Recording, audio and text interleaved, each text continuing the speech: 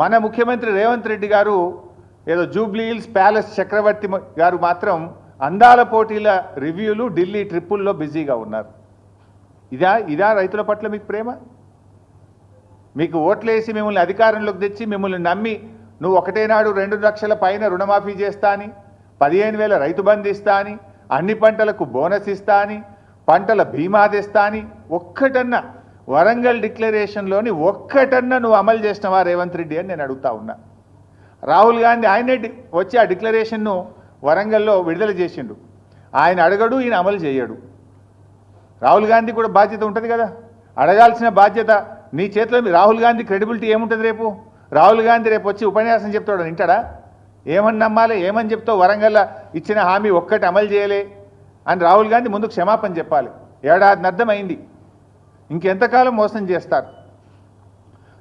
ఇచ్చిన హామీలు అమలు చేయమంటే రేవంత్ రెడ్డి గారు నన్ను ఢిల్లీకి పోతే చెప్పులు ఎత్తుకుపోయడం లెక్క చూస్తుర్రు, నాకు అప్పు పుడతలేదు అని రేవంత్ రెడ్డి గారు మాట్లాడతారు. ఇవాళ పరిస్థితి ఏంటంటే ఆఖరికి పాకిస్తాన్ను నమ్మి అప్పిస్తున్నారు తప్ప రేవంత్ రెడ్డిని నమ్మి కూడా అప్పిస్తలేడు. నిన్న కూడా ఏదో పేపర్లు చూస్తే పాకిస్తాన్కి అప్పించినట్టు కనబడ్డది. అంటే నీ పరిస్థితి అట్లా తయారైపోయింది. ఏంది అసలు నీకు పాలన చేతగాక, నీ ప్రజెంటేషన్ సరిగా లేక, నువ్వు ప్రతిపక్షం మీద బురద జల్లబోయి నువ్వు తీసుకున్న గోతులే నువ్వే పడ్డావు.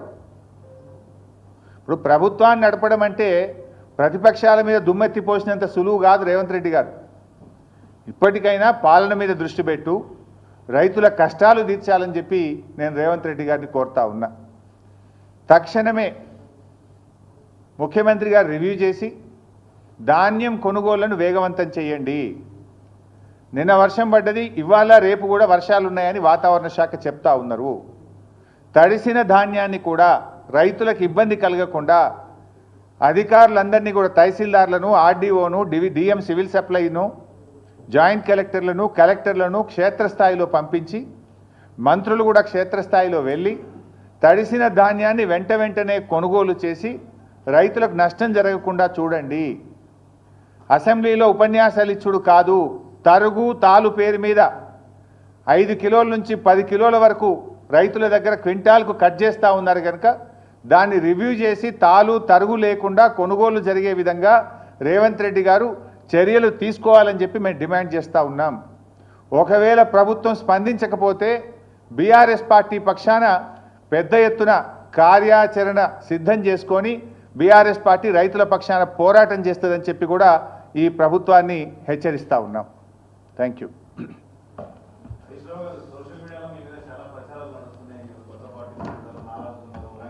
నేను ఇంత మంచిగా మాట్లాడితే నువ్వేంది?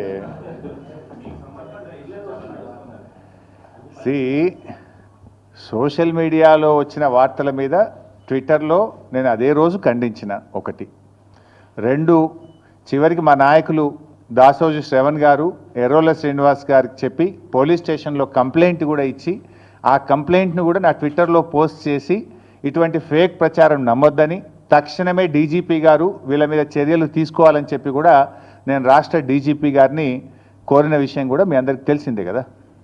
ఏం రగ్గారు?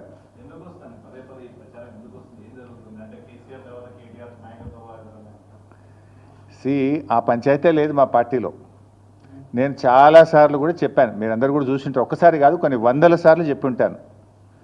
ఇవాళ కేసీఆర్ గారు మా పార్టీ అధ్యక్షుడు, ఆయన యొక్క ఆదేశాలను తూచా తప్పకుండా పాటించే ఒక క్రమశిక్షణ కలిగిన కార్యకర్త హరీష్ రావు అని చెప్పిన. ఇది బహుశా 100ల సభల్లో చెప్పిన, టీవీ డిస్కషన్స్లో చెప్పిన, ప్రెస్ మీట్లలో చెప్పిన, చిట్చాట్లో చెప్పిన, అనేక సందర్భాల్లో కూడా చెప్పిన. సో మీరు అన్నట్టు కేటీఆర్ గారికి నాయకత్వం అప్పచెప్తే స్వాగతిస్తాను. డెఫినెట్గా ఐ కోఆపరేట్. ఒక కార్యకర్తగా హరీష్ రావు పార్టీ నిర్ణయాన్ని, కేసీఆర్ నిర్ణయాన్ని ఎప్పుడైనా శిరసా వహిస్తాడు తప్ప గీత దాటే వ్యక్తి కాదు.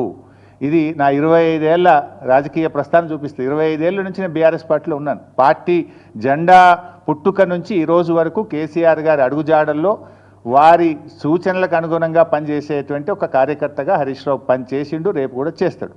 Thank you.